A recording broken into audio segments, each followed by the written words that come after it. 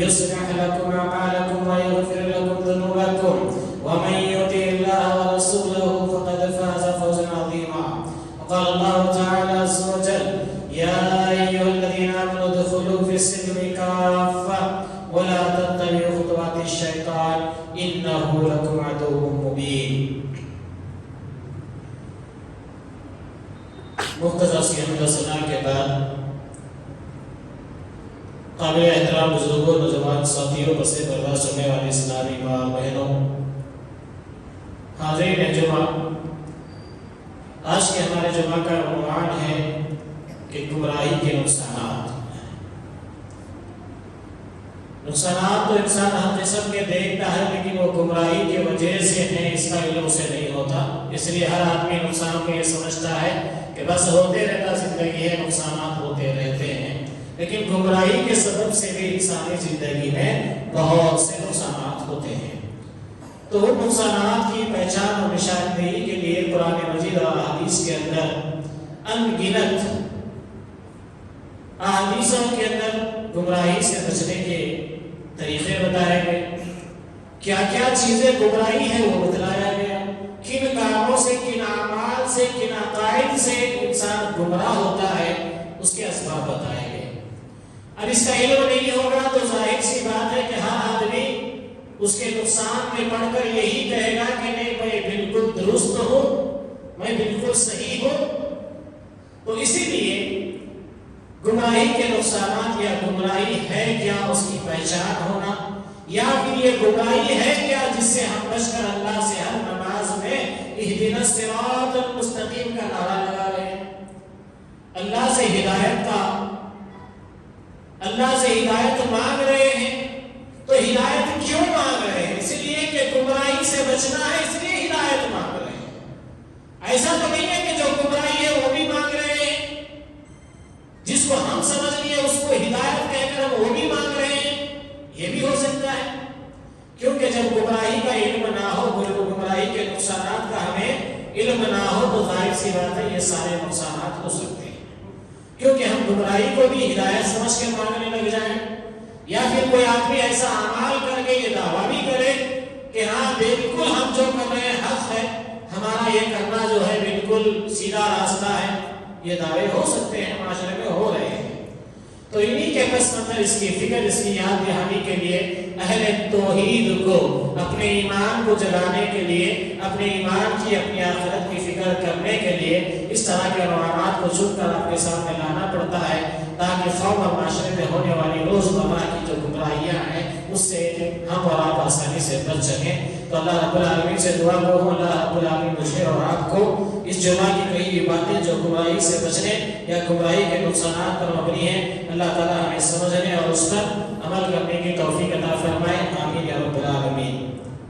معزز سامعین کرام، سب سے پہلے ہدایت کی جو مسلمانوں کی آج دور حاضر کی زندگی کی ضرورت ہے، وہ ایک حدیث کے اندر اللہ کے پیارے نبی صلی اللہ علیہ وسلم کے صحابی عبداللہ ابن مسعود رضی اللہ عنہ نے فرمایا، جس آدمی کی یہ خواہش ہے کہ اللہ رب العالمین کو ملے تو وہ اسلام کی حالت میں ملے، تو اسے چاہیے کہ 5 نمازوں کو پابندی سے اس جگہ ادا کرنی چاہیے جہاں اس کی اذان کہی جاتی ہے۔ یہ ہدایت کے راستوں میں سے ہے اور یہ ہدایت کی باتوں میں سے ہے کہ سارے رسول کہتے ہیں کہ اللہ کے نبی صلی اللہ علیہ وسلم نے فرمایا، اور عبداللہ بن مسعود اپنے ساتھیوں کو یہ بات کہا کرتے تھے، جس آدمی کی یہ خواہش ہے کہ وہ کل قیامت کے دن اللہ رب العالمین سے اسلام کی حالت میں، کوئی اپنے آپ کو کسی مسلک سے جوڑ کر مل سکتا ہے، لیکن اسلام کی حالت سے جو ملا وہ کامیاب ہو گیا، کیونکہ اللہ کے یہاں اسلامی قبول ہونے والا ہے، کوئی مسلک تو قبول ہونے والا ہے نہیں، کوئی جماعت تو وہاں قبول ہونے والی ہے نہیں، کسی کا کہا ہوا قول تو وہ مانا نہیں جائے گا۔ تو اللہ رب العالمین کے یہ صحابی کہتے ہیں، جس بندے کو چاہیے، جس بندے کی یہ خواہش ہے کہ وہ قیامت کے لیے جب اللہ رب العالمین سے ملے تو وہ اسلام کی حالت میں ملے، تو اسے چاہیے کہ 5 وقت کی نماز وہاں جا کر ادا کرنے کی پوری کوشش کرے جہاں پر اذان دے کر بلایا جاتا ہے، اس سے مراد مسجد ہے۔ کوشش کریں جہاں اذان ہوتی ہے تو اس علاقے کے آدمی کو یہیں پر یا اس مسجد کے آس پاس رہنے والے کو اس مسجد سے مراد ہے یا پھر وہ کہیں بھی ہے وہاں جس مسجد کی آواز اسے آ رہی ہے اسے چاہیے کہ باجماعت نماز کا اہتمام کرے. تو صحابہ اکرام رضوان اللہ تعالی علیہم اجمعین کہتے ہیں جس کو اللہ رب العالمین سے قیامت کے دن اسلام کی حالت میں یعنی اسلام کے ماننے والا ہوتے ہوئے ملنا ہے تو اسے چاہیے کہ یہ کام کرے. اور کیونکہ اللہ تعالیٰ نے اپنے نبی صلی اللہ علیہ وسلم کے لیے ہدایت کے طریقے جاری فرمائے تو ان ہدایت کے طریقوں میں باجماعت مسجد میں نماز پڑھنا بھی ہدایت کے طریقوں میں سے ایک طریقہ ہے. ایک آدمی تنہا بھی پڑھتا ہے تو اہدنا الصراط المستقیم کہتا ہے لیکن وہ اس کی تنہائی اس کی مجبوری اس کا معاملہ وہ الگ ہے مسئلہ.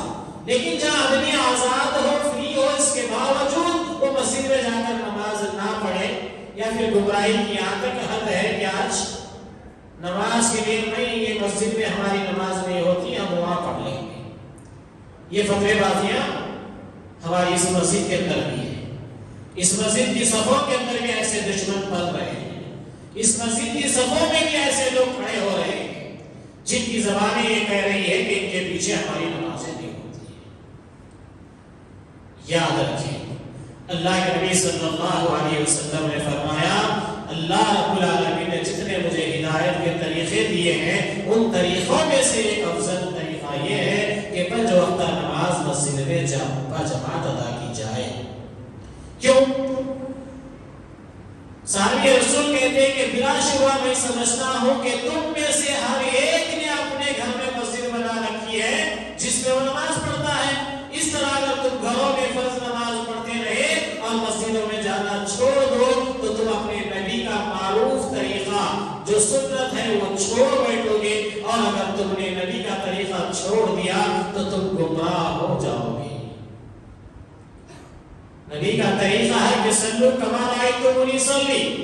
نبی کے طریقے پر کوئی نماز پڑھتا ہے تو ہمیں چاہیے کہ نماز میں اس کے ساتھ شامل ہو جائے. یہ یہاں کے کچھ لوگوں کی بے غیرتی کا معاملہ ہے کہ وہ لوگ کہتے ہیں کہ نہیں ان کے پیچھے ہماری نمازیں نہیں ہوتی ہیں.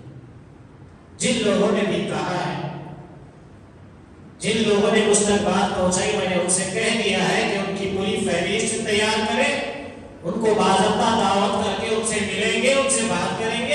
آخر ان کو دین سے دشمنی ہے یا نہیں ہماری ذاتیت سے دشمنی ہے؟ اگر دین سے دشمنی ہے تو یہ دین کے دشمن ہے ہماری نظر میں اعلان معلوم ہو جائے گا. اگر ہماری ذاتی دشمنی ہے تو ذاتی دشمنی میں ہم کس چیز سے ان کو تکلیف پہنچا رہے ہیں اس کے لیے ہم معذرت خواہ ہیں. اس سے بڑھ کر اور دین کے لیے کیا قربانی دیں گے. آئیے اللہ کے پیارے نبی صلی اللہ علیہ وسلم کو جو طریقے اللہ رب العالمین نے ہدایت کے لیے وہ ہدایت کے طریقوں میں سے یہ ہے کہ بندہ جہاں اذان سنے وہاں جا کر باجماعت نماز پڑھے. اب کوئی مسجد سے اٹھا کر لوگوں کو لے کر جائیں گے چلو چلو یہ نماز نہیں ہوتی ہم لوگ وہاں پڑھ لیں گے تو آپ اندازہ لگائیے کہ وہ گمراہی کو دعوت دے رہا ہے. وہ ہدایت کے راستے سے ہٹا کر لوگوں کو گمراہی کی طرف لے جا رہا ہے. تو صحابی کہتے ہیں جس نے اللہ کے نبی صلی اللہ علیہ وسلم کا طریقہ چھوڑ دیا باجماعت نماز پڑھنے کو اہمیت نہیں دی. اگر تم نے نبی کا طریقہ چھوڑ دیا تو تم گمراہ ہو جاؤ گے. جو بھی مسلمان آدمی وضو کرتا ہے اور اچھا وضو کرتا ہے پھر وہ نماز کے لیے چل کر جاتا ہے تو اللہ تعالیٰ اس کے ہر قدم کے عوض جو اٹھاتا ہے یہ نیکی لکھ دیتا ہے اور اس کی بنا پر اس کا ایک درجہ بلند کر دیتا ہے اور اس کی کوئی نہ کوئی غلطی معاف فرما دیتا ہے. مجھے بخوبی یاد ہے کہ ہم اس وجہ سے قریب قدم رکھا کرتے تھے. واللہ مجھے اچھی طرح یاد ہے کہ آپ کے دور مقدس میں نماز سے کوئی شخص پیچھے نہیں رہتا تھا. صحابی رسول یہ کہتے ہیں ہم ہدایت یافتہ ہونے کی پہچان ہماری یہ تھی کہ ہمارے دور میں کوئی بھی آدمی نماز میں لیٹ آنے کی ضرورت نہیں ہوتا. جماعت ختم ہونے کے بعد جا کے پڑھیں گے. یہ فتنوں میں سے ہی ایک فتنہ یہ بھی ہے کہ کچھ لوگ کہتے ہیں بھائی نہیں ہے تو لوگ نیانے بولتے نیانا لیٹ جا کے پڑھیں گے. تمہاری نیت میں ہی کھوٹ ہے. جو لیٹ تم اپنی ذات کے لیے کر سکتے ہو تو کیا نبی کی سنت و اتباع کے لیے وقت پر مسجد نہیں پہنچ سکتے؟ تو یہ تو اپنی انا ہے. یہ تو ہماری ہم سمجھی خام خیالی کا دین ہے جس کو ہم اپنے اوپر مسلط کر چکے ہیں. اپنی نفس کی خواہشات کے پیچھے چل رہے ہیں. آئیے اللہ رب العالمین قرآن مجید میں بے شمار مقامات پر گمراہی کے اسباب کا تذکرہ کرتے فرمایا. سورہ ہجر کی آیت نمبر 56 میں کہا کیا آپ نے رب تعالیٰ کی رحمت سے نا امید تو صرف گمراہ اور بہکے ہوئے لوگ ہی ہوتے ہیں. اللہ رب العالمین کی رحمت سے نا امید صرف وہ لوگ ہوتے ہیں جو گمراہ ہیں اور بہکے ہوئے ہیں. تو پتہ یہ چلا کہ انسانی زندگی کے اندر اگر کوئی ایمان کا دعوے دار ہے پھر وہ ساتھ میں یہ کہے کہ اللہ تعالیٰ کی رحمت سے میں مایوس ہوں نا امید ہوں تو سمجھیے کہ اس کی یہ گمراہی ہے. اس کی زندگی سے گمراہی ہٹی نہیں ہے جس کی وجہ سے اس کے الفاظ یہ بتا رہے ہیں کہ وہ بندہ اللہ کی ناشکری میں ڈوبا ہوا ہے, اللہ کی رحمت سے نا امید ہو گیا ہے. آج انہی مسائل کو لے کر اللہ کی رحمت سے امید نہیں ہے, تکفیر پر ابھارا جا رہا ہے. کفر کرو, انہوں کافر ہے, انہوں کافر ہے, سارا خاندان کافر ہے, انہوں ایک با ایمان ہے جو آسمان سے دل کر اترے ہوئے. اللہ رب العالمین قرآن مجید میں آئینہ دکھاتے ہوئے کہہ رہا ہے تم اپنی پارسائی بیان نہ کرو اس لیے کہ تم بھی پہلے ایسے ہی تھے. اگر اللہ کی رحمت تم پر نہ ہوتی تو یہ اللہ کی رحمت سے مایوس لوگ ہیں جو یہ کہتے ہیں کہ نہیں ابھی لوگ نہیں سدھرنے والے ہیں لہذا ہم سدھرے ہوئے ہیں اس لیے ہم ہمارا دین الگ بنا دیں گے. یہ گمراہی ہے میرے بھائیوں, یہ حقیقت نہیں ہے, یہ ہدایت کا راستہ نہیں ہے. سورہ نحل کی آیت نمبر 36 میں رب ذوالجلال فرماتا ہے ہم نے ہر امت میں رسول بھیجا ہے لوگ صرف اللہ کی عبادت کرو اور اس کے سوا تمام معبودوں سے بچو.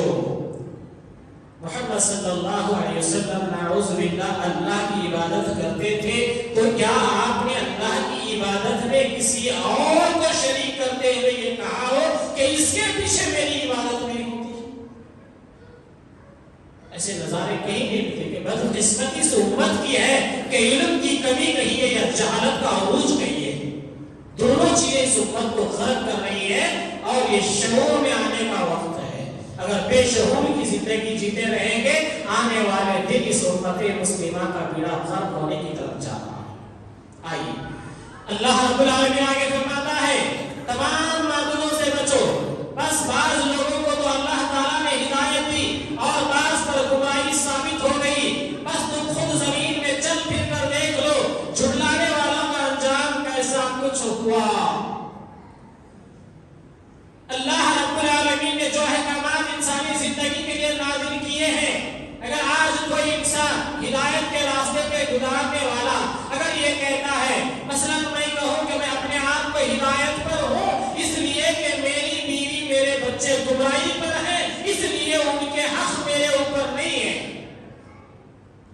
ہو رہی نہیں یہ باتیں. اسی مسجد میں ہدایت یافتہ مسلمانوں کی شکایتیں میرے پاس آئی ہیں. ان کی بیویاں 3-4 مہینوں سے ان کے مائکے میں بیٹھی ہوئی ہیں.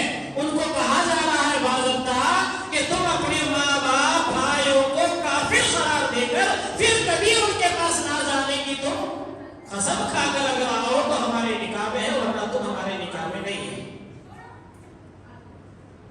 ظلم ہے, یہ ظلم ہے. اللہ کے بندو اپنی جان پر ظلم کر رہے ہو. اس شریعت کو کس پر نافذ کرو گے؟ یہ کس رب کے احکام کے تحت تم اس کو اپنے ایمان کا حصہ بنائے ہو؟ اللہ رب العالمین کہہ رہا ہے ہم نے بعض کو تو ہدایت دے دی بعض پر گمراہی ثابت ہو گئی ہے. بس تم خود زمین میں چل پھر کر دیکھ لو جھٹلانے والوں کا انجام کیسا کچھ ہوا. اللہ کے نبی صلی اللہ علیہ وسلم سے صحابیاں کہتی ہیں اللہ کے نبی میں جب ہجرت کر کے مکہ چھوڑ کے آ گئی ان کے اوپر ہجرت کے حالات بھی نہیں آئے, انہوں ہجرت کی بھاپ بھی نہیں دیکھے ہیں, یہ دعویٰ کر رہے ہیں کفر اور ایمان کے درمیان فرق کرنے کا, یہ تکفیر کی دعوت دے رہے ہیں. اور وہ صحابیہ کہتی اللہ کے نبی میں جب کفر کی حالت میں میری ماں کو مکہ میں چھوڑ کر آئی تھی جو مجھ سے ملنے کی شدید خواہش کے ساتھ مدینہ آئی ہے کیا میں اس سے ملوں؟ اللہ کے نبی تو یہ کہے کہ ارے وہ کافر ہے تو کیا ماں تو تمہاری ہے. نبی نے ایمان کے معاملے میں جدائی رکھی ہے لیکن رشتے کے معاملے میں جدائی نہیں رکھی ہے. یہ نبی سے آگے بڑھنے والے ہو گئے ہیں اپنی گمراہی میں جو آج یہ کہہ رہے ہیں رشتوں کو جب تک تم کافر دے کر نہیں ٹھکرا کر آؤ گے تم ایمان والے نہیں ہو سکتے. بتائیے اللہ اس کے رسول سے آگے بڑھنا نہیں تو اور کیا؟ رسول نے کافر ماں کو تسلیم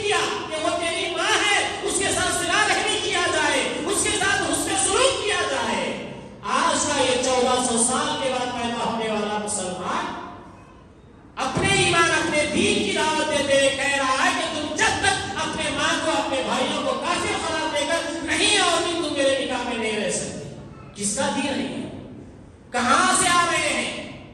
اور میں ادب کے ساتھ علماء سے بھی کہہ رہا ہوں، جن لوگوں نے مسجد علی کا نام لے کر کہا ہے یہاں کے 30 بچے گمراہ ہو گئے، یہاں کے 40 بچے گمراہ ہو گئے، وہ تمہارے ذمے ہیں بتانے کے کہ وہ کون 30 گمراہ ہوئے، وہ کون 40 بھٹک گئے۔ اس لیے اگر تمہارے علم میں ہے تو یہ تمہاری بھی ذمہ داری ہے۔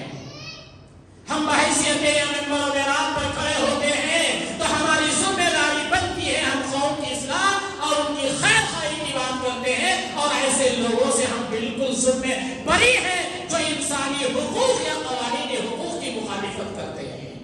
اسلام نے انسانی زندگی کے لیے رحمت کا اعلان کیا ہے، یہ آج انسانی زندگی کو اگر زحمت کا پہلو بتانے کی جرات کرتے ہیں تو انہیں اپنا سے ڈرنا چاہیے، اور ایسے لوگوں سے میرا یا اس انتظامیہ کا کوئی تعلق نہیں ہے، یہ آپ لکھ کر رکھ لیجیے۔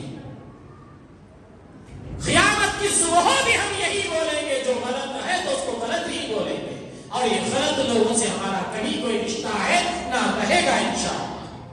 اللہ رب العالمین آگے فرماتا ہے سورہ بقرہ کی آیت نمبر 16 میں، یہ وہ لوگ ہیں جنہوں نے گمراہی کو ہدایت کے بدلے خریدا۔ ان کے پاس ہدایت تھی بھائی، اہل توحید کہلاتے تھے، یہ ہمارے منزل منبر کے محراب پہ مصلوں پہ امامت کے لیے ہم ان کو آگے بڑھایا کرتے تھے، ہماری صفوں میں کبھی نماز پڑھنے کی بات آتی تو چلیے آپ نماز پڑھائیے، ہم ان کو یہ مقام دیتے تھے۔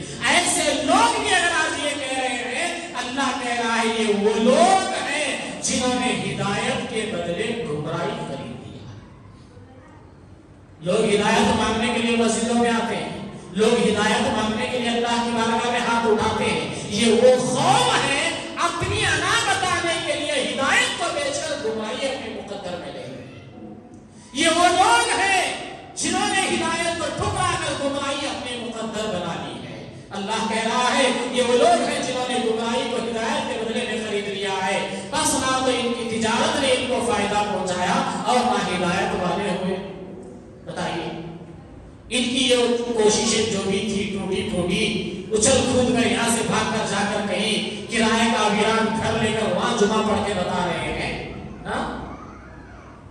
یہ تمہاری گمراہیاں تمہیں کیا فائدہ پہنچائی ہے آج تک؟ یہ تمہاری گمراہیاں تمہیں کیا آج تک فائدہ پہنچائی ہے؟ رب یہی کہہ رہا ہے یہ وہ لوگ ہیں جنہوں نے گمراہی کے بدلے ہدایت خرید لیا، بس نہ تو ان کی تجارت نے ان کو فائدہ پہنچایا اور نہ ہی یہ ہدایت والے ہوئے۔